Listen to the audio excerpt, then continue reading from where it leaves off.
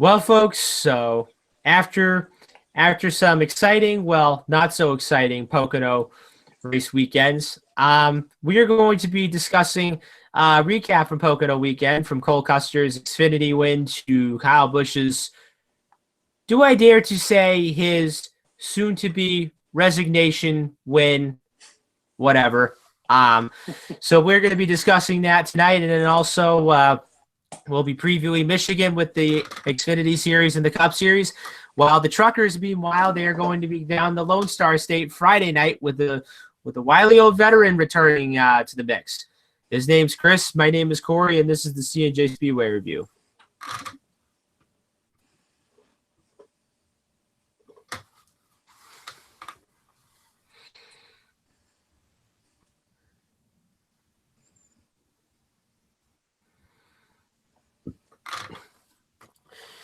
And welcome back, everybody, to the C&J Speedway review. My name is Corey Hoffnagel, and tonight we're going to be recapping Pocono, one of Chris's favorite races of the year, not so favorite of the year. And then we will also preview Michigan and Texas this weekend, as NASCAR is in two different states. So, Chris, I got to ask you this one as I welcome in on the hotline. When do you think Kyle Busch files his resignation letter? Sometime soon? I figure after this week's victory, I'm drawing pictures right now because I really don't want to talk about Kyle Busch, but it's kind of what we have to do, seeing as how we are a racing show. I didn't hear him cry very much. I only watched the third stage of the Pocono race. I was out and about with the stepdaughter's softball game and a trip to the mall, which, by the way, fantastic Japanese food at the Crystal Mall in Waterford, Connecticut. Much better than anything that comes out of Pocono. But I don't think that resignation, whether it's real or imagined, is going to stick because he got what he wanted. He won the race, yada, yada, yada. I do want to throw a huge shout out to Jeff Gordon. If he ever hears this, thank you, Jeff Gordon, for saying what I've been saying for weeks and weeks and weeks once the race was over. Kyle Busch has tied the record. Not the record. He's tied with Rusty Wallace. Yes. 55 wins for ninth on the all-time list. So all you little hate out there, the little 18 on your cap saying, he's beaten Richard Petty. No, he hasn't.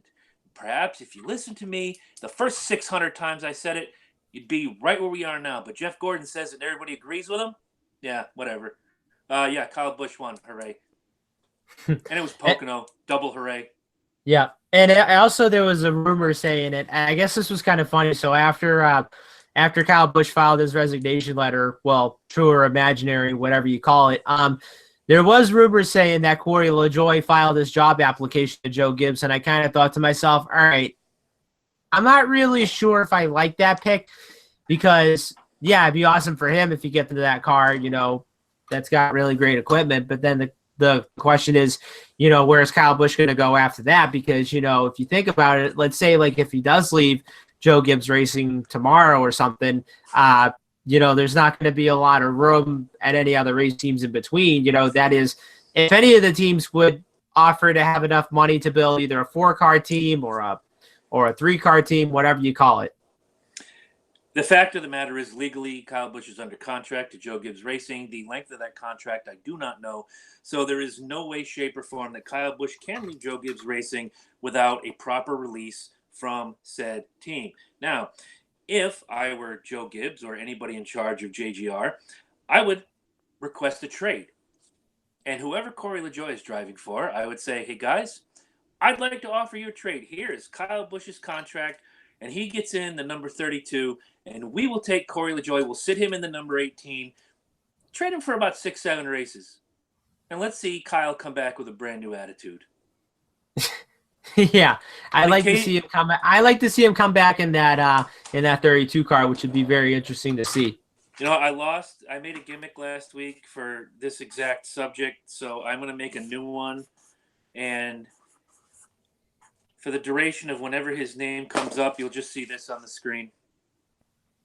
Yeah, I've seen that most of the time. Just not having it anymore. I'm sick to death. It's great. Again, talented driver, former champion. He's going to be a Hall of Famer easily. But if he doesn't tone down with the shenanigans, he's a 33-year-old man acting like a 6-year-old kid who just got a Snickers bar taken away. Grow up. Just grow up. Yeah. FKB.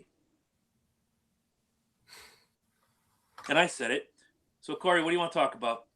I know it's Pocono weekend. You can tell I'm really excited. All right, so news came out yesterday.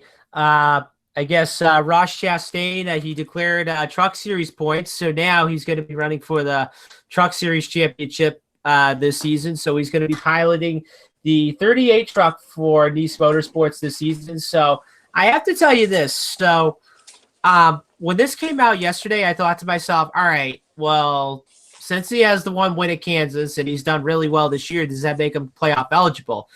Well, unfortunately, it doesn't because now he has to start from zero. So if you think about it, his season starts on Friday at Texas. And if you look at it, there's not that many races left on the Truck Series schedule because we have pretty much now until the first playoff race at Bristol. So if you think about it, we got the 1.5 miles at Texas, we got the 1 mile, whatever you call it, at Gateway.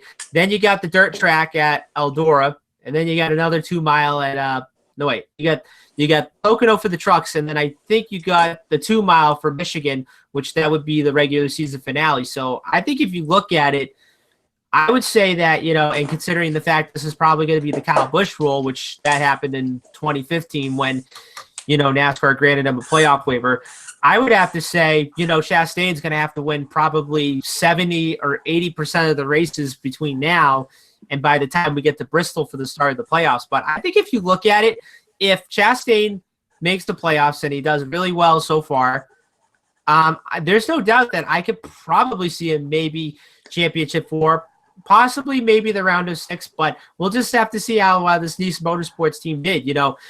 They've done really well this year. They already have the 1 win on their belt, so if they can get maybe 2 or 3 wins this season, that'd be good.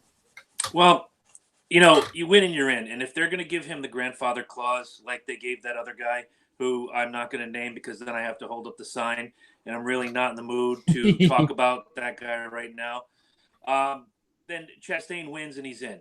Or he has to, be like in this top 16 or top 20 in the points. I'm sure they're going to come up with something. My whole problem with this is that he waited until the first week of June to do this. Again, I'm sorry I'm not looking up. I'm working on my FKB little banner here. He waited till the first week of June.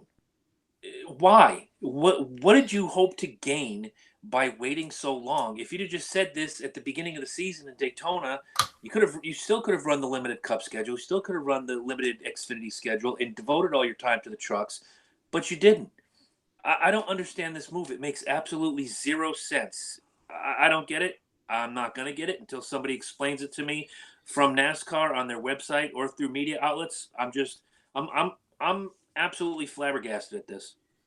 Yeah, see, that's the only thing I kind of question on myself too, is I'm thinking, okay, so I understand the fact that, he was running, for Johnny Davis most of the time. And then, of course, he was running, I think, 2 or 3 races for Colleague Racing. But the only problem with this was that, Chastain, didn't really run that great this year. I mean, he only had like a few good runs when he was with the Colleague team. But yeah, I would have to say that, he should have announced that he was going to go full-time in the trucks right after he lost that Xfinity ride with Chip Ganassi. But never have I ever seen, a driver declare points in whatever series at this part of the season. And honestly, I'm still kind of question myself, okay, so, you started running, you ran full time for the Xfinity series at the start of the season. Now we're at the mid part of the season and you say, oh, now I'm already going to run for the Truck Series championship, which obviously it doesn't really make any sense.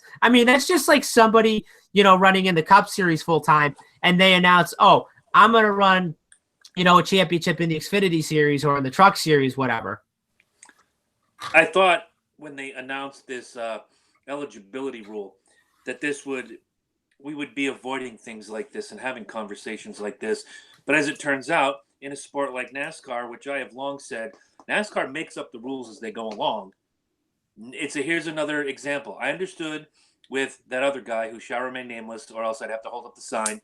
When he broke his legs at Daytona back in 2015, and then he came back, they gave him the option. Okay, collect a win and finish in the top 30 in points, and we'll make you championship eligible. That's fine. That was out of his control. This was completely in Ross Chastain's control, and I think he's manipulating the system. Yeah, I would definitely agree on that myself. But then yet again, like we'll just have to see what happens. I mean, if you look at, okay, I'm going to give this one for example. So let's go back to last year when Todd Gilliland, he was running in the Truck Series part-time, and you go back to last year, his season actually started at Charlotte because the first few races he wasn't old enough to race. So, I mean, I get that part, which, of course, when you're 18, then you're eligible to run at every track there is. I mean, with Chastain, I kind of look at it and just say, okay, you go from one series to another, and this is the only part that I really don't get. It goes back to something we've said way back when. Let's take your big slugger there, J.D. Martinez on the Red Sox.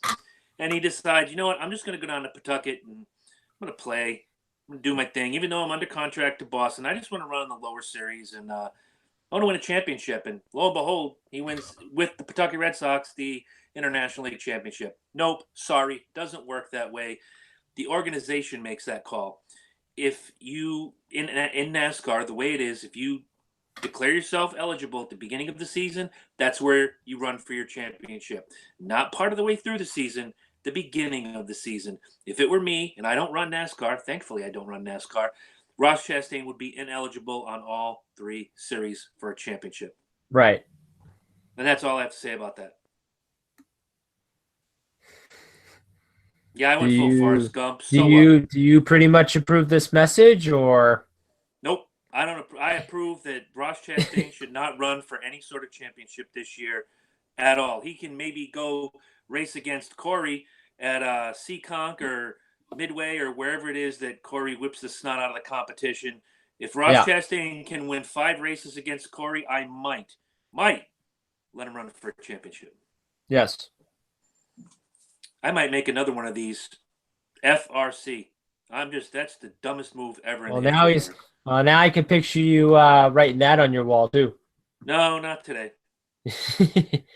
Let's see how it goes. If he sniffs that championship this year, I may let it slide. But I want to see the parameters of what they're going to do to decide whether or not he's championship eligible. Well, this is pretty much the part that I mentioned earlier, is because I actually wrote to Dave Moody on Twitter, and I asked him. I said, okay, so he already won at Kansas, so does that make him playoff eligible? So, with mentioning the fact that I also tagged Kansas Speedway's name on there. So Kansas Speedway wrote back to me and said, nope, he has to start from zero. So basically, his season starts on Friday at Texas. So pretty much the win at Kansas about a month ago, that one doesn't really matter. I mean, that was when, he wasn't eligible for truck points at the time.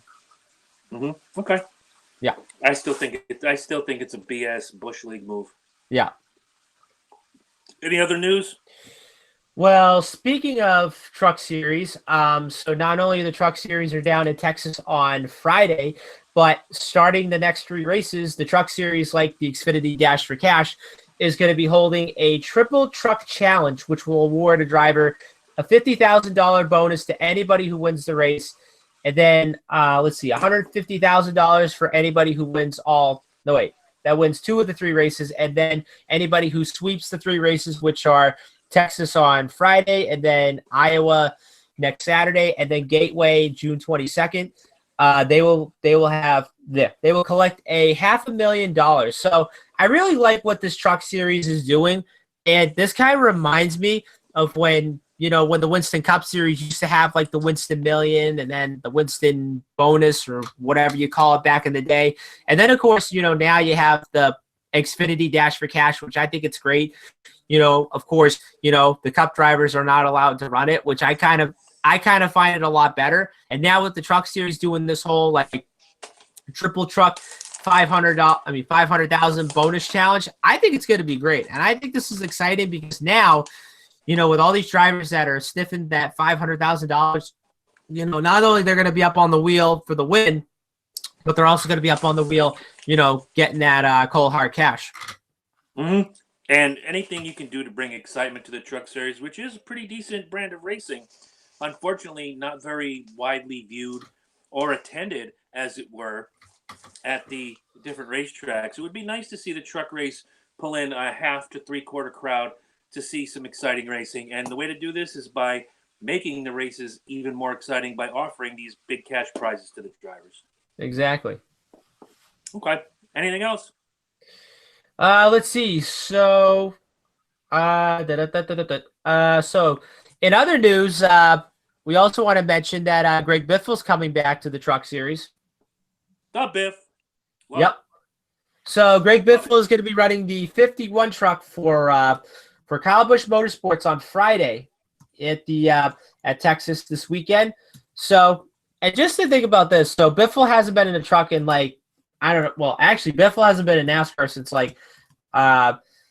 since I believe it was 2016. He was in the Cup Series and so forth. So I'm going to pop up Biffle's Truck Series status as we speak. So let's see. I believe he's a former champ.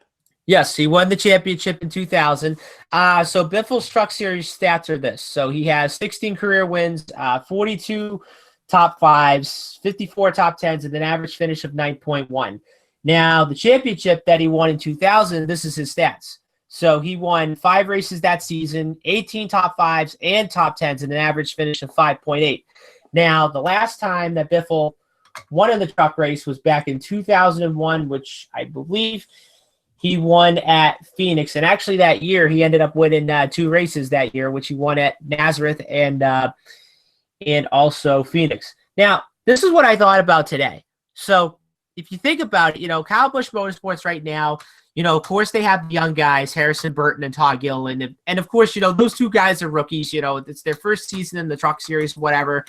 What I think what Kyle Busch Motorsports should do, and this is what Kyle Busch should do, I really think, KBM should have a veteran driver in the truck series. I think probably maybe a part-time limited schedule. So then that ought to way, he can help the young guys out. And I think with Greg Biffle, I think it's a good combo. Plus, even if he wins the race on Friday, that wouldn't really surprise me at all. Because if you look at it, he's in a good truck. He's in great equipment. And obviously, if he doesn't win, it doesn't really matter because I would say that, let's say that if he does win on Friday, this will have Kyle Busch thinking, you know what, why don't we put Biffle in a couple more races in the 51? But then the problem is you have all these young guys that are going to be running all these part-time and limited schedules, guys like Christian Eckes and then Brandon Jones. And then, of course, I think maybe Logan Seavey. I think who might be running the dirt race again at Eldora. But I don't know. I think with Biffle, now, I'm not saying he should do this as a full-time thing, but I think he should do this as a part-time thing so that auto way he can help out, Burton and Gilliland, so that auto way they can be more competitive and, get their feet wet. Because let's be honest, Burton and Gilliland, this is their first full-time season. Of course, they haven't got off to the best start, but I think with a veteran driver on Friday, I think it's really going to help them a lot. Yeah, and what better guy than former champion Greg Biffle? And when you look at his Cup performance, there were times when Biff would just come out of nowhere and amaze the field. I thought he left too soon, much like Carl Edwards left too soon. But when it comes down to brass tacks, only Greg could make that decision. Now he's got the itch again. He's getting back in the truck. My question to you is, how long before he does a one-off on the Xfinity or the Cup Series? I just want to see how he does at Texas first, because Biffle said that this is only going to be the race that he's going to be running this year. But I mean, other than that, I would want to see him run a 1-race deal at Xfinity, but the question is, I really don't know who he's going to race for, and that's the only problem and stuff too. And obviously Jack Roush isn't going to want him back either. But no, it would be really cool, to have some of these veteran guys in the truck series again, because let's be honest, I mean, the truck series right now is already a youth series, and we've already seen guys that are 26 and under in that stage. I mean, and most of the guys, and some of them that are 17 years old, but that's only when they run on different tracks or whatever. But no, that's the one thing I loved about the truck series. When I first started watching it, it used to be an old veteran series, and then as the years went on, the veteran guys all left, and then now you have all these young guys that are in. And then of course, you still got the veteran guys, and of course you still have, what you have now, the all-time winningest leader in the truck series, of course, being Kyle Busch. But It's going to be very interesting to see how Biffle does. And of course, Biffle has a really good record when it comes to Texas because the last time he won there, I think it was back in like 2012 or something. And I think he's won there twice in Cup. I think he's won there maybe once in Xfinity and then I think once in the Truck Series. But like I said, if Biffle wins on Friday, it wouldn't really surprise me at all. Yeah, and again, I think if he gets the itch, I could see him doing a one-off here and there with an Xfinity ride. Nobody's thinking that Greg Biffle is coming back to a full-time ride. I could see him, for a one race just to have fun, close to home, whatever. Nobody's asking him to run full-time. And what you said about the trucks, again, going back to, when it was, the vet series, if you will, the Jack Spragues, the Mike Skinners, et cetera, so forth. And then RCR really took it to a new level when they were grooming guys, starting with Kevin Harvick and moving on to the Dillon brothers and people like that. Even Paul Menard coming up that way.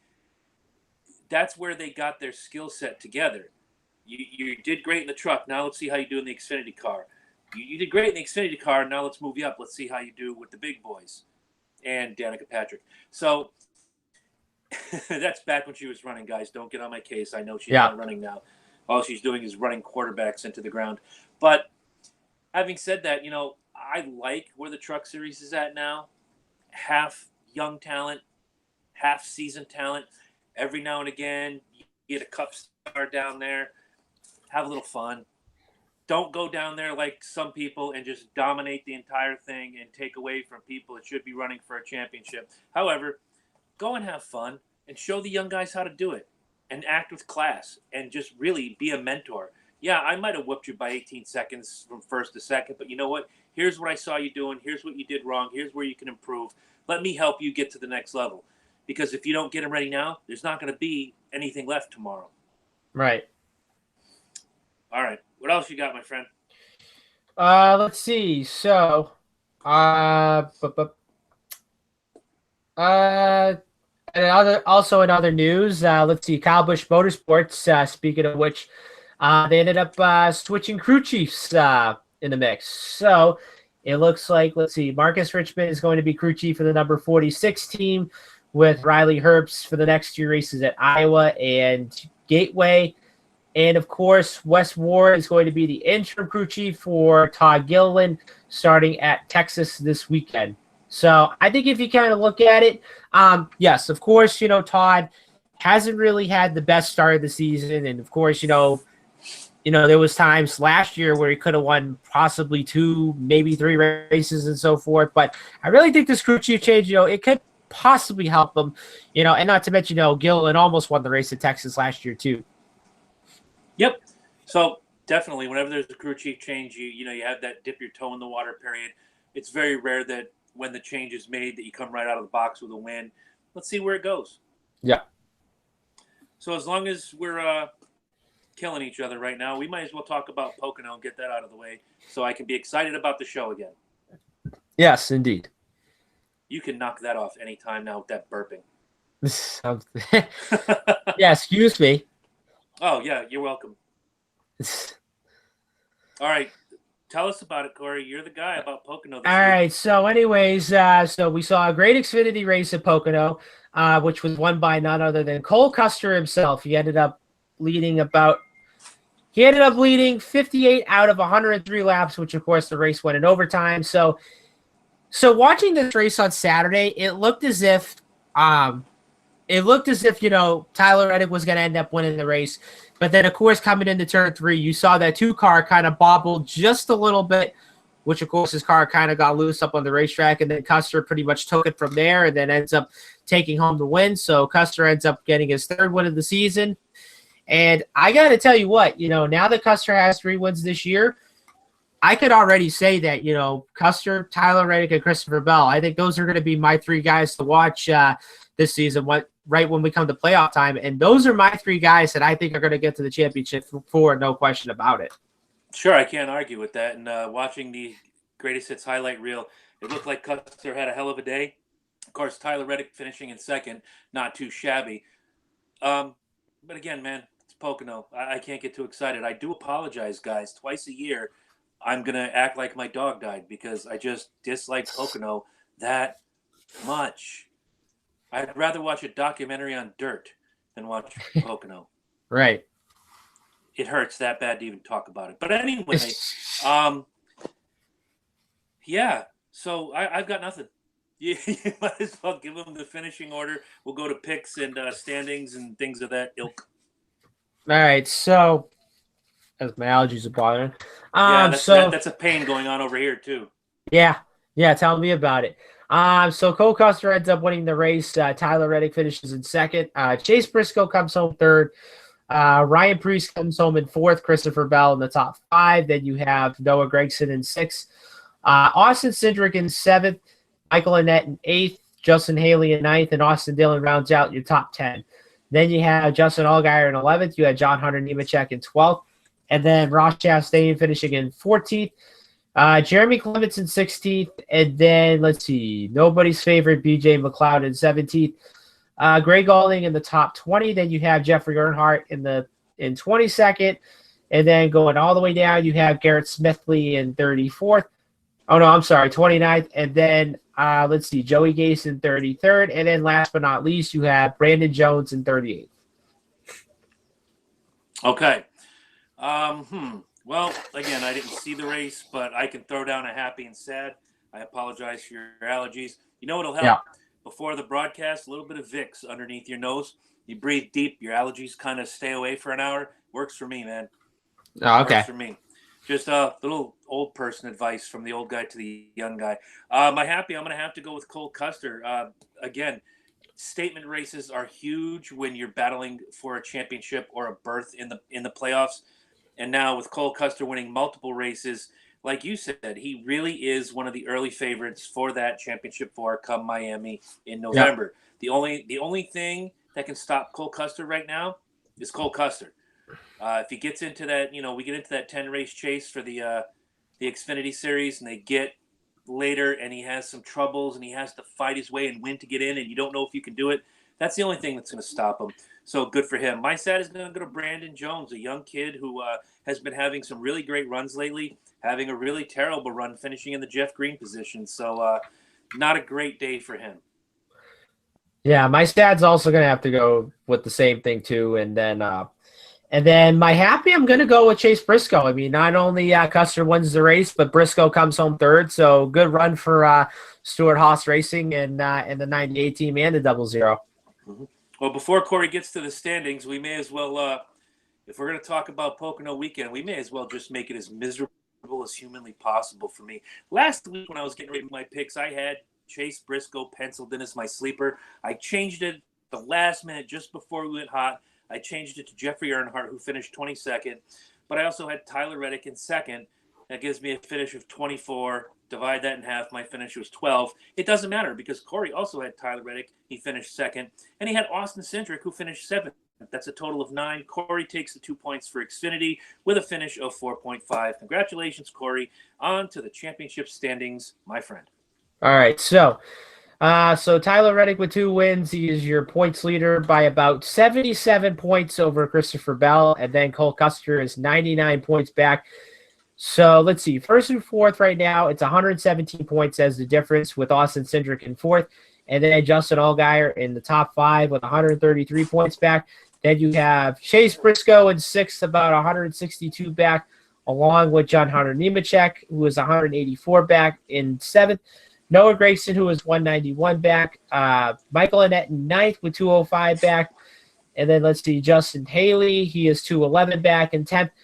Ryan Sieg is 212 points back. And then Brandon Jones is 252 points back from the leader. All right, so moving on, the Cup Series ran Sunday. It was in Pocono. Kyle Busch won. Let's all clap our hands for Kyle Busch. Hooray. What a great day for that powder blue number 18. Everybody loves Kyle Busch. Corey, give me something to cheer about for this race. What I saw the tail end of stage 2 and all of stage 3. I saw a lot of guys running really good and then a lot of guys running into problems. Martin Truex Jr., Kevin Harvick, Kyle Larson, all coming toward the end of that race with a really good shot. You have Truex with the engine. You have Kevin Harvick with the uncontrolled tire. You have Larson with whatever happened to Larson this week, because it's hard to keep track of all the bad luck that kid has had, and I feel so bad for that 42 team. But that's all I saw of the race. And then I saw Kyle Busch win. Hooray, Kyle Busch. Yay. Next. Yeah, I mean, I kind of look at it, I mean, I really thought with this new rules package, I thought we were going to see some exciting Pocono racing, but the only unfortunate part was that, we pretty much saw the same Pocono race that we've always seen the last few years, which, guys out in front by like 1 or 2 seconds, whatever. And, there wasn't really a lot of passing. Well, especially when it comes to like restarts or whatever. But looking at the first 2 stages, it looked as if it was going to be the Kyle Larson show. And then, I don't know what happened to him. He pretty much faded back in 26th and probably a bad pit stop. Yeah, he cut a tire right near the end, and but you look at Kyle Busch. I mean, he led 79 out of 160 laps, and it just goes to show you that with him winning 4 races this year, I mean, I just think he's one of the early favorites as of right now, and yeah, I mean, and it also looked as if at the end, it looked as if Eric Jones and Keselowski was going to catch him, but once they got out of turn 1, then there was no way of catching Kyle after that. You ever thought about putting a plastic bag over your head, watching Kyle Busch just be Kyle Busch? No, I'm kidding. Again, look, it's Pocono, Kyle Busch, hooray. I do have to give that 18 team credit. Great pitch strategy coming toward the later portions of the race, and everybody worked their hearts out. I didn't think he had the best car, but he made the most of the advantages he had late in the race to just tear away at it. So look, Chris haters, and I know there's at least one of you who really don't like me on this show, and guess what? I'm not going anywhere. It's just Kyle Busch makes the most of it every single week, and there's not a whole lot more I can say to try to be nice. Yes, I do say nice things about Kyle Busch. The problem is his ego and his attitude just sour it for me. I just can't. Hi, Chelsea, wherever you are. I know you're downstairs at Corey's house watching the show. So, hi, Chelsea. How are you? FKB. Just so you know. So give them the rundown, and then I'm just going to make my week even worse. All right, so let's see. Kyle Busch ends up winning the race. Then you have Brad Keselowski in second, Eric Jones in third, Chase Elliott in fourth, Clint Boyer rounds out your top 5. Then Denny Hamlin rounds out 6th, Joey Logano 7th, Daniel Suarez in 8th, William Byron in 9th, and Eric Almirola rounds out your top 10. Then you have Kurt Busch in 11th. You have Ryan Blaney in 12th, Daniel Hemrick in 13th. Chris Buescher in 14th, Alex Bowman in 15th, Ryan Newman in 16th, and then Matt DiBenedetto in 17th, Paul Menard in 18th, Jimmy Johnson in 19th, and then Michael McDowell rounds out your top 20. Then you have Kevin Harvick. Bubba Wallace in 21st, Kevin Harvick in 22nd, Ryan Preece in 23rd, then Kyle Larson in 26th, Ty Dillon in 27th. Let's see, David Reagan in 30th, Landon Castle in 31st, Ricky Stenhouse Jr. in 32nd, Matt Tifft in 33rd, and then Martin Truex Jr. rounds out 35th, and then Austin Dillon in 37th. Okay, so I'm going to give my happy this week to Chase Elliott, that 4th place finish. I really didn't think he had a car that was going to be a top 5 car. He made it happen. Another one with great pitch strategy going into the late stages of the race. Congratulations on him. I could probably pick 12 drivers for my sad, but I can only pick one. Blown engine by Martin Truex Jr. ruins his day. He had a really fantastic car. Probably could have won the race without the engine issue. If not, top 5 that car. But bad day for MTJ all the way around. Yeah, definitely my happy is going to go with Eric Jones. I mean, good run for that 20 team, and also a good rebound in race from what they had at Charlotte a race ago. So good run for that 20 team. And then my sad would definitely have to go to Martin Truex Jr. as well. Okay. Well, as if my weight couldn't get any worse. This has been the highest combined point total for one race for us in the history of us doing picks. And I'm going to start with Corey. Corey took Kevin Harvick as his lock. He finished 22nd. He picked Ty Dillon as his sleeper. He finished 27th. But He took Chase Elliott as his hopeful, finishing 4th. That gives Corey a total of 53, which when you divide it, Corey, your finish this week, 17.66. Mm. Finishing a complete 9.33 points ahead of me because I took, based on Eddie's blind picks before the episode went hot, I told him to pick 3 numbers, and he did. And these are the 3 numbers. He picked Corey LaJoie to be my lock. He finished 36. He had me pick Ty Dillon as my sleeper. He finished 27th. My saving grace was Matt DiBenedetto in 17th. That's a total of 80. And when you divide that by 3, my finish was a 26.33, meaning Corey sweeps the week for the second week in a row, making our total 41-37 in my favor only by 4 points, which is the closest margin in 1, 2, 3, 4, 5, 7, 8, 9, 10, 11, 12, 13 weeks. I told you guys he was coming back. I'm not saying I would have won had I made honest picks for honest picks in the Xfinity Series. That got me. This week, Pocono. All right, where's our championship standings, my friend? All right, so as you look at it, Kyle Busch is your points leader by about 6 points over Joey Logano. Chase Elliott is in third with 50 points back. Actually, him and Kevin Harvick are tied for third right now, 50 back. How is that possible? I don't get it. Where, Mr. Invisible? What in the hell? How in the hell is smoke and mirrors? It's got to be. It's all magic. He's David Blaine and Chris Angel in a race car. He's making this happen by magic. I'm a Harvick fan, and I don't even understand how he's tied for third right now. Yeah, I don't know either. So let's see. Brad Keselowski is 69 points back, and then Martin Truex Jr. is 80 points back. Let's see. Denny Hamlin is 94 back, along with Kurt Busch, who is 122 back, and then Ryan Blaney, who is 152 back, and then Alex Bowman is 155 back in 10th. Then you have Clint Boyer, who is 158 points back in 11th. Then you have Eric Almirola in 168 points back. Daniel Suarez is 194 back. Jimmy Johnson is in 14th with about 204 points back. William Byron, who is 212 points back. And then Kyle Larson holds the 16th and final spot by about 2 points over Eric Jones. Okay. Still too early to tell. I think I'm just going to look at your top 4 right now, which, if I'm remembering correctly, Kyle Busch. Yeah, I'm not going to throw up the sign. We're actually being nice. Kyle Busch, Joey Logano, Chase Elliott, Kevin Harvick.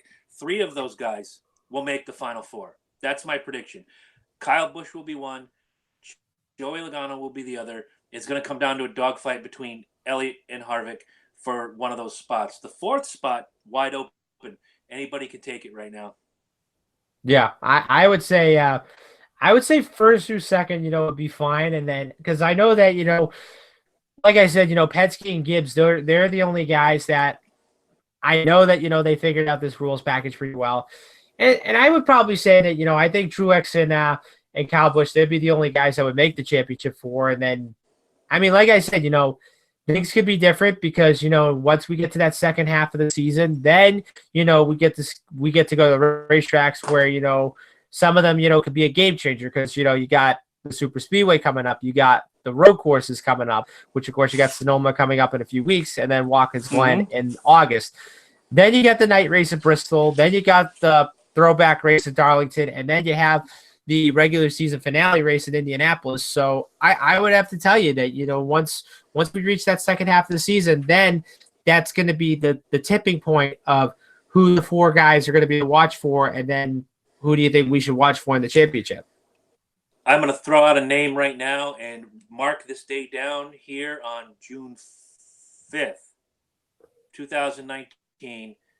Watch out for that number 2 of Brad Keselowski when we go into the 3rd set of 3 races to decide who's going to Miami. Yeah, that one doesn't surprise me quite a bit. I mean, I look at Keselowski's stats right now. I mean, his average finish is a 10.4, and he has 3 wins, 6 top 5s, and 7 top 10s. I mean, this is one of the Penske teams to watch for as of right now as we speak. Let me ask you a question. I know he's out there watching somewhere. Interim co-host on the Loken Jabroni Show, Mr. Chris Lynch, was a huge Mark Martin fan back in the day. Yeah. Huge. And the more he listens to the show and he sits down here with me and we're talking about watching a race together sometime in the near future, he needs a driver. So if you were a Mark Martin fan, and I know you've watched some of those older races and Mark was still running when you got into racing, Yeah. who is out there right now on the Cup Series that reminds you of Mark Martin that we could just, whether they're a young gun or a grizzled vet, that we can give to Lynch and say, here's your driver? I would have to say, I know I don't want to pick Johnson because he's like dead out of the woods nowhere. So, Well, I wouldn't talk to him ever again if his driver was Jimmy Johnson. And you're not allowed to pick Kyle Busch either. I don't know. I mean, I kind of look at it. Gosh, which driver reminds me of Mark Martin? I mean, I'm gonna have to say, and I mean, to be honest, I think it's probably gonna be Keselowski. Okay, Brad Keselowski. I'm gonna write that down because I had a different viewpoint, and I look at one of the young guns right now, gunning for Rookie of the Year this year. Watched him come up through the series, and much like Mark Martin, has found success, but now he's in the Cup Series. And I remember Mark Martin's rookie year didn't set the world on fire, but once he got that first win, he started to gain confidence. I actually have two names. One is Chase Elliott. Yeah. The other one is the Rookie of the Year candidate I was talking about, and a guy that he drives a car that looks a little similar to that old number 6, and that's the 47 Priest. I could see him rooting for any one of these guys. So I'm going to present these to Lynch on Tuesday, and next Wednesday I will report back as to who Chris Lynch will be rooting for going forward on the NASCAR Cup Series. Yeah. But now Corey wants to talk about trucks at Texas, baby. The Biff is back. I can't wait. I probably won't get to see this race, but I will watch it on the NBC Sports app later on. And just because I don't even care if I already know who wins, I want to see how the Biff does in this race. Well, just to let you know, the truck race isn't on until like 9 o'clock on FS1. So that's Friday night. Yeah. So 9 o'clock here. I don't even know what I'm doing Friday night. So 9 o'clock here, which I think that would probably be maybe like 8 o'clock, 7 o'clock Texas time. Yep. Yeah. And if you're in Texas in the next few months, I want you guys to, I don't know what town it is, I'll get back to you with that. But if you are in his town, look for Bushy's Pit Stop, brand new food truck business run by my good friend and Tony Stewart fan deluxe, Kevin Boucher. He is starting this business from scratch, and that boy can cook. So get out, and if you're in Texas, I believe it's in the Arlington area, go find Kevin Boucher and Bushy's Pit Stop. Not yet a sponsor of the C+J Speedway Review, but if he sends us ribs and brisket, I'm all for it.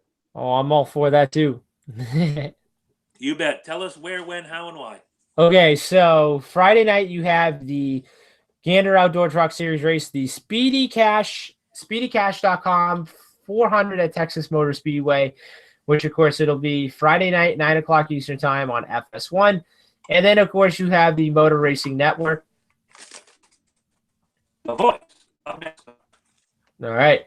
So looking down on the list, you have, which obviously, of course, you have Greg Biffle in the 51 truck for Kyle Busch Motorsports. So it should be the one to watch. And then other than that, you have guys like Sheldon Creed. You have Tyler Dipple. You have, Jordan Anderson. You have Todd Gilliland. Anthony Merkovich from Elizabethtown, Pennsylvania, who's going to drive the 8 truck for Joe Nemechek. Then you have Jennifer Jo Cobb. You have Gustine. You got Johnny Sauter. Anthony Alfredo in the 15. You have Austin Hill. You have Tyler Ankrum, Harrison Burton, Spencer Boyd, Austin Wayne Self, Brett Moffitt, Brendan Poole, Josh Rayum, and then going all the way down. You have Ross Chastain who's going to drive the 38 truck. And other than that, you have Angela Ruck in the 44. You have Kyle Benjamin in the 45 for Nice Motorsports as well. Then you have Stuart Friesen, Natalie Decker, Joe Nemechek, Matt Crafton, Brandon Finger, and Ben Rhodes. In an effort to get my points back. Yeah. I'm making one pick from my heart and one pick from my head. So my lock is coming from my heart. It It may not be the number 16. It may be the number 51 of Kyle Busch Motorsports. I am picking Greg Biffle as my lock. There is no changing my mind. I do not care. I will not sit at a table with a coffee cup and say, fight me. It's Greg Biffle. My sleeper is going to be someone I could have picked as my lock. Once again, championship contender Jones. I'm going with Johnny Sauter. All right, so my lock is definitely going to be the same. It's going to be Greg Biffle as well. My You're making sleeper, this difficult. well, actually, my sleeper is going to be different. Okay. My sleeper is going to be different. So my sleeper, I'm going to go with Stuart Friesen. Now, he finished second at Texas back in March. So I thought to myself, all right, so if he could bring the same truck that he ran well with at Texas, I think he's got a good shot to win. Sure. And going back to Texas in the point standings when we're doing our picks, we tied it at Texas 3-3. So this is going to be an interesting weekend. This is the rubber match. Somebody's got to come out and be the Texas champion. Who knows? But great picks. I like the pick of Stuart Friesen. I really do. This is a guy that every week has been better and better and better. And eventually, he's got to break through, ring the bell, sound the siren, whatever you guys are saying now when they cross the stripe and accept that checkered flag. I think this is going to be a close battle when we look at these picks in the Truck Series, especially since we're both going with Greg Biffle as our lock. It sort of washes it out. But the grizzled vet of Johnny Sauter versus the youngster, not really youngster, but younger Stuart Friesen, we're going to see a good battle. Yeah, and I know Sauter's ran good at Texas before, too. Yes, and that was part of the reason I took him as my particular sleeper, yada, yada, etc. Now, we go from Texas to Michigan, a state that brought us Ted Nugent and very little else because their college team stinks. Yeah, of course. So, I had to throw that in there. Yeah, exactly. So let's see. So you got the Xfinity race at Michigan this weekend. So you got the LTI Printing 250, which of course will be on 1:30 on Saturday on FS1. And then of course you have the Motor Racing Network. Indeed it is. So let's see. Looking down on the entry list, let's see. The only Cup guy that's going to be running this weekend is going to be Paul Menard in the 12 car for Team Penske. So pretty much Penske's going to have two of their cars in the Xfinity race on Saturday. So I think with Menard, that one should be an okay one. And then of course, you got guys like, let's see, you got Cole Custer, you have Garrett Smithley. Let's see, you have Michael Annett, you have Tyler Reddick, Ross Chastain, who's going to be pulling the double, I think, or triple, whatever you call it. Let's see. Then you have Justin Allgaier, Jeb Burton, who's going to be in the 8 car. Greg Golding, Noah Gragson, Justin Haley. Let's see. Nobody's favorite BJ McLeod. Let's see. Riley Herbst is going to be in the 18 car. Brandon Jones, Christopher Bell, Austin Cindric, John Hunter Nemechek, Joey Gase, Jeff Green, Ryan C., Chad Fincham, Jeremy Clements. And let's see, you have, last but not least, scrolling all the way down, you have Chase Briscoe. Okay. I'm sticking with my boy Tyler Reddick. Again, another one of those places where you give him enough speed and you give him enough room. Reddick's going to run away with the race. When I was looking down the entry list prior to, coming on here tonight, I looked at Paul Menard and I said, you know what? Not a bad choice. He's not going to win the race, but he's going to do well. And again, Paul Menard is one of those guys, if you listen to some of the banter about the garage area, likes to help some of the younger guys. So yeah. I think that's a plus. And I think that, whether he wins or whether he finishes 36, he's going to give, advice, helping hand, etc. And I'm kind of starting to like Paul Menard. Forget all the hubbub I gave him back in 2011 before I knew you about Paul Menard's mom doesn't even root for Paul Menard. And then he goes and wins a race 2 weeks later. He's one of those guys. He races clean. He doesn't rub anybody the wrong way. He's just a guy you can't help but like. He may not be your favorite, but he's a guy you can't help but like. Right. And then, of course, with him driving for Team Penske, I think he'll be a one to watch for on Saturday. Absolutely. Now, your pick, sir. All right. So my lock is going to be Cole Custer. I mean, he won at California back in March, and I believe, with this 0-0 team on the 2-mile tracks, I think this will be a one to watch. My sleeper, on the other hand, let's see. My sleeper, on the other hand, I'm going to go with Justin Allgaier. I really want to see how this team does, and I'm hoping that, Allgaier and the 7 team, can get a win sometime this season. Mm-hmm. Good call. Good call. Now, I will say this before you rattle off the Cup at Michigan. I have my lock in place. I have my hopeful in place. The only thing I don't have is my sleeper. And as much research as I did, I'm just going to wing it at some point between now and then. But this is the time where Corey says the hows, whens, whys, and what fors. Yeah. All right. So we have we got the Monster Energy Cup Series race on Sunday, the Firekeepers Casino 400 at Michigan, which, of course, it'll be on 2 o'clock Eastern time on FS1. And then, of course, you have it on the Motor Racing Network. Oh, yeah. Yeah, see, that's how we do it. That's how we do it indeed. Go ahead, sir. Okay, so looking down, of course, you have all the same old guys as it is, so pretty much. All right, so we probably don't need to rattle off the list. No. You know what? I'm going to let you pick first. Okay. Lock, sleeper, hopeful. I'm still undecided on my sleeper, and you know what? It just came to me in a strange way. So go ahead. All right, so my lock on this one. I'm going to have to go with Kyle Busch. I mean, he won in California back in March.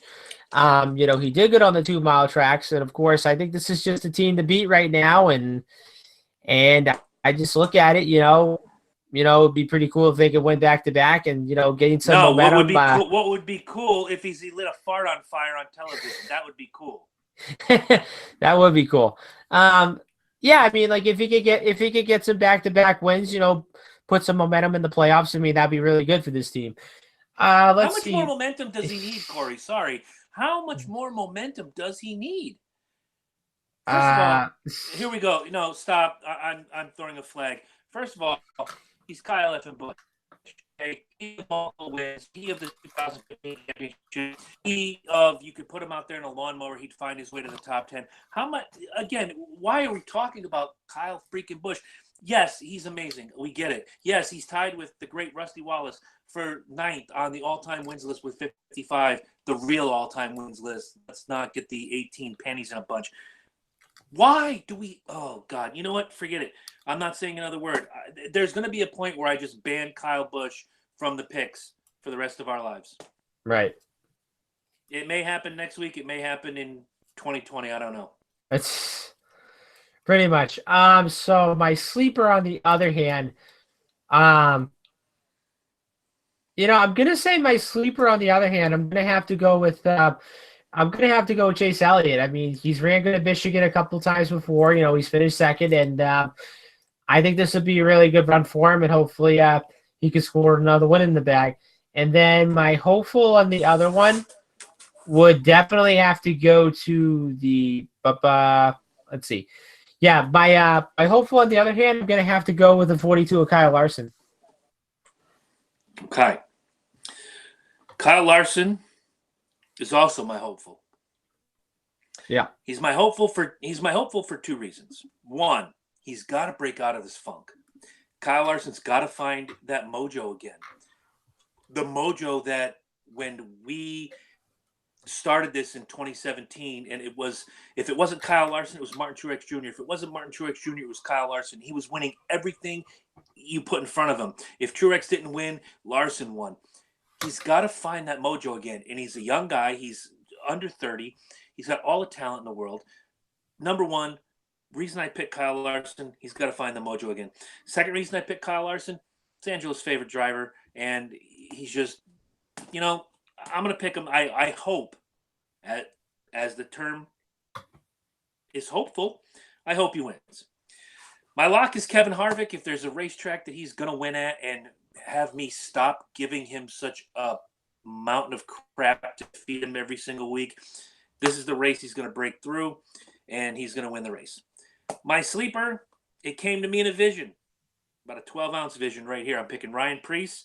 A lot of upside, does really well on the 1.5 miles and bigger. And I just think that it's a track where Ryan Preece is going to shine.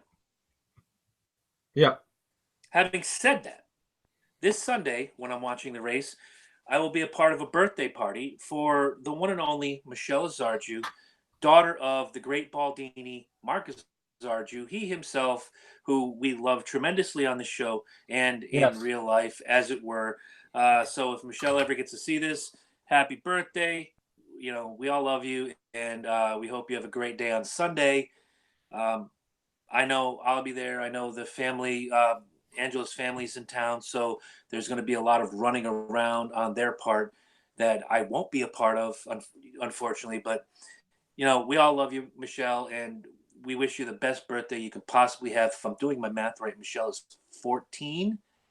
And if I'm wrong, she'll hit me on Sunday. So happy birthday to Michelle Azarju and many, many more. Yeah. So having said that, this is the part where I usually say to Corey, do you have anything to pimp, plug, or otherwise push upon the people? However, I'm not going to say that right now. I'm going to send, I think I speak for both Corey and I, would like to send get well wishes out the wazoo to the captain of the Boston Bruins, number 33, Mr. Zdeno Chara. Took a puck to the face the other night at 70-plus miles an hour. Damn, that was painful too. Oh, and actually, look, here, let me give you this. People mess with race car drivers, Donovan McNabb. Oh, they're not athletes. Well, Donovan McNabb can't do it. People have often said to me, why do you watch hockey? It's so silly. I'll tell you why. A, it's an exciting sport. B, these guys are tough as nails. He gets hit in the face in the first period. Blood and snot and whatever all over his face. Goes to the back. The beginning of the third period, Chara's back on the bench with a helmet fitted with a face guard. And there was talk that Bruce Cassidy was going to put him back in the game with a broken freaking jaw. That's tough, guys. Yeah. You can talk about Olympic champions like Kurt Angle in freestyle wrestling in '96, won the gold medal with a broken neck that he didn't even know he had. And they didn't know at this point that Chara's jaw was broken. But he wanted to get back out there so bad. Got dressed again, went back on the bench, didn't play another minute, and that's okay. If for nothing else, if not for Black and Gold Nation, guys, win this for Big Z, win this for the captain. I want everybody on that ice tomorrow night in Game 5 in Boston to have a little 33 on their helmet. Just do this for the cap. Zdeno, you probably will never see this, but if you do, we love you, man. Get well soon. Hope you heal up. And I know you're 42 years old. There's not a lot of years left in you, but we hope come the drop of the puck in October, you're back on that ice for the big bad Bruins. Definitely. All right, Corey, now, you have anything to pimp, plug, or otherwise push upon the people? All right, so continue to follow us on the C+J Speedway Review. We are on Facebook. Make sure you guys look us up every week. And let's see, YouTube, making sure you guys look us up video-wise as well. We post up a lot of videos on our YouTube page. Let's see, Instagram, we are at CJ Speedway. Then Twitter, we are at CJ_Speedway as well. And yeah, of course, speaking of Seaconk, what a fun day I had down at the modified races this past weekend, and it was a lot of fun. It looked like so much fun. Yeah. Well, the only part was I ended up leaving early. Well, I didn't leave like after the late models and stuff. I left with 50 laps to go. The modified race for a little specific reason and stuff, which I'm probably not going to want to get into. But anyways, the race was fun. No, not. And I mean, I will say this, beating the traffic, was good. But yeah, I normally don't leave races early, and that's something that I never do, and that I would never do. But actually, what's kind of cool about it was so I guess when the late models or whatever series was going on, I guess the modified series had an autograph session, which, all the drivers came out and signed autographs with the sheets and everything in between. And so it was really cool was that I got to talk with all the drivers, and a lot of them, seemed really nice. And of course, I had my 51 shirt on Saturday, and some of them, recognized my shirt, which I kind of find it like kind of funny, whatever it is. And I think I told one of the drivers, I said, are you kidding me? Days of Thunder is one of my favorite movies. I could watch it over and over and over again and still say it's my favorite movie. And then one of the drivers, I think, ended up talking back or something. Well, not talk back. He talked to one of the drivers next to him. He said, yeah, not as good as the Goonies. And then I said, I thought to myself, all right, the Goonies, that's going to be one movie on my list that I have to see, which I haven't really seen yet. But no, a lot of the drivers. Wait. I'm on time out. You have never seen the Goonies? No, I haven't seen the Goonies. Right, you have a job to do. Yeah. Between tonight and next Wednesday, you take time out and you watch the Goonies. As far as racing movies are concerned, Days of Thunder, far and away the best. Talladega Nights, second. As far as 80s movies in general, the Goonies, and I'm saying this full disclosure, former, I'm a movie buff, former Blockbuster video jockey guy behind the counter with the blue shirt. The Goonies is one of the greatest movies from the 80s, bar none. Yeah. And then also what was also cool about it was so I don't know if you watched any of the tape delayed races of the modifieds and the K&N races and whatnot. On a rare occasion, I will, but not often because again, being the stepfather of a softball player, band member, etc., and just being a parent in general, not a lot of time. I will say this: I got to have a conversation with one of the guys, one of the pit reporters from NBCSN, which of course known as Mr. Derek Pernisiglia. I don't know if you recognize that name. I do. Okay, so funny story to this. So I ended up seeing it. Well, actually, this happened last year. So what happened was I ended up saying hi to him just like a little bit, and I thought to myself, I know that guy, but I want to talk to him, but I don't want to bother him one bit. So Saturday, I'm at the racetrack. So I'm like right where past the start finish line, going into like turn 1 or something like that. So I turn around on my right hand side, like where you see like the exit, and then where you see like the restrooms and whatnot. Derek Pernisiglia is walking my way, and I thought to myself, all right, I'm stopping this guy and I want to have a conversation with him. So what happened was I ended up chatting with him, and I mean, obviously I said his name because I knew who he was and I've seen him on TV like many times before. And so I think we had like a racing conversation, I think for like probably, I want to say like maybe a good 3 minutes or something. So I asked him, I said, okay, who's your pick to win the race? So he told me he was picking Ronnie Silk to win the race. My pick was I was going to pick Doug Coby because I didn't tell him this part, but I said it's kind of funny because whenever a driver scores the pole at Seacock, it's always easy for them, because whoever wins the pole, they'd always dominate and win the race. So Derek ends up telling me, he says, well, I don't know. I mean, Kobe's an okay pick, whatever, but no, Derek's a really great guy, and I can just say, Derek Pernisiglia, if you're watching this right now, I don't know if you are, but come check out our show.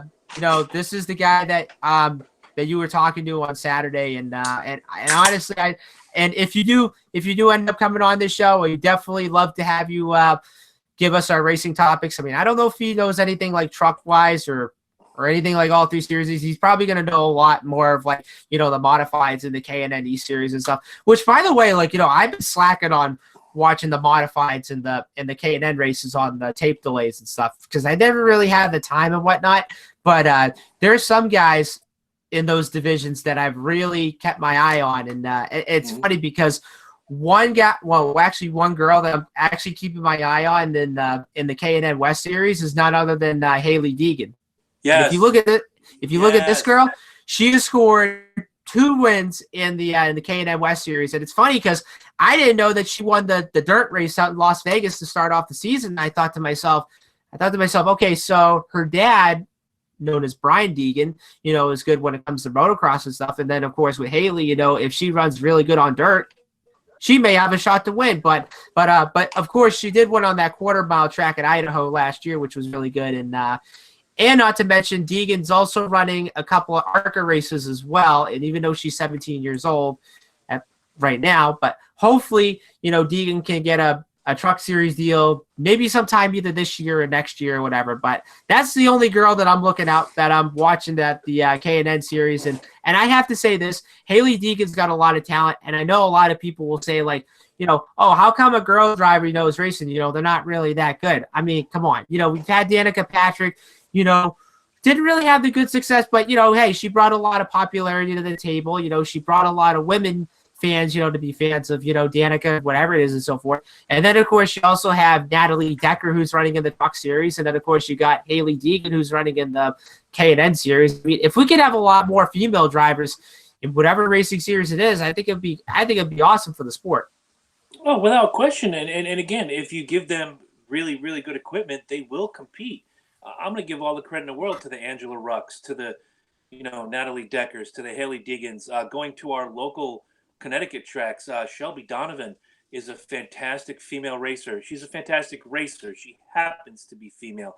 Let's not sully the pond waters too much with that. But it can only get better. I would rather see a more diverse crowd of, say, out of 40 cars on the track, maybe I'd love one day to see a 50-50 split. I'd love to see my stepdaughter or my daughter, get a love for racing, get out there and go local and whatever, and be competitive and be, good enough to go national, go professional, and do this. I look at a guy like our friend Joey Ternullo running here at the Connecticut tracks, young kid, 18, 19 years old. I want to see Joey Ternullo go up. Of course, then we'd get free stuff. And, not that free stuff sucks, but Joey's just a really cool guy. And, you want to support guys like that, much like Ryan Preece when he was running local, much like Martin Truex when he was running local. When you can stake someone from your home area, it's amazing. So, all I got to say is, thank you for following us. Keep your eyes out on the Loki and Jabroni Show. We have a great guest coming later in June, maybe the first week of July. I don't want to pat myself on the back on this one, but it's a professional wrestler who has, if you were a fan in the 80s and the 90s, probably wrestled your favorites and you didn't even know. He was a guy that was tasked to make everyone else look good. So was talking with him earlier tonight. We're trying to set up a date later in the month. Always a good time on the Loki and Jabroni Show. And just want to throw a little teaser. Y2L is coming in 2 weeks. That's all I'm going to say. Y2L. You all remember the Y2K bug back in 99, early 2000? Yeah. The world, you thought the world was going to end? Y2L. Not next Tuesday, the Tuesday following on the Loki and Jabroni Show. I also want to throw a special shout out, and I don't know your name, and I really don't care what your name is, but they say you're not famous until you have haters. I have haters. And last week, I got a little message from producer Eddie Focus with a YouTube account that was created just so they could pick on me on the C+J Speedway review page. Not the most creative name, not the most creative comments. I'm a professional hater. I'm not, look, you guys hear me every week about Kyle Busch, about Jimmy Johnson, about this, about that. If you listen to Loki and Jabroni Show, I hate everything. I was born angry. I'm learning how not to be angry. Thank you to my therapist. Thank you to my therapist for all his hard work. But, I at least use my real name. If I'm coming at you, much like some of these flat earth jokers or, Yankee haters or Bruins haters lately, because there's a lot of them going around right now, I at least put my name out there. So, Mr. Hater Jones, I'm not going to say the name you used. You've already been banned from the channel. So create another sock account and come back at me with your real name and tell me why you hate me. Because you know what? In the almost 5 years we've been doing Loki and Jabroni Show, the haters, we knew our haters by name. This guy went backdoor. Yeah, you went teenage, and I'm not a fan. But I give you credit where credit is due. You said what you had to say. It was classless. It was tasteless. But you know what? You just put me on the shelf, my friend. Good job. When you got haters, you made it. I might create one just to hate Corey so he feels like he made it. Are you thinking about getting a He Hate Me jersey? I had one back in the day. Oh, you did? I certainly did. I was What happened to it? I was actually it washing over the years. It was poorly made. The XFL jerseys back in 2000 were just junk.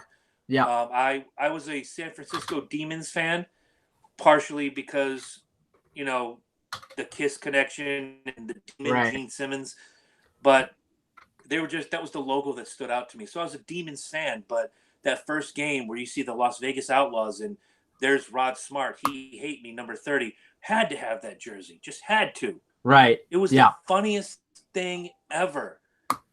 So He Hate Me. You want to use that as your name, Hater Boy? Bring it on. But we're getting the go home cue from the producer.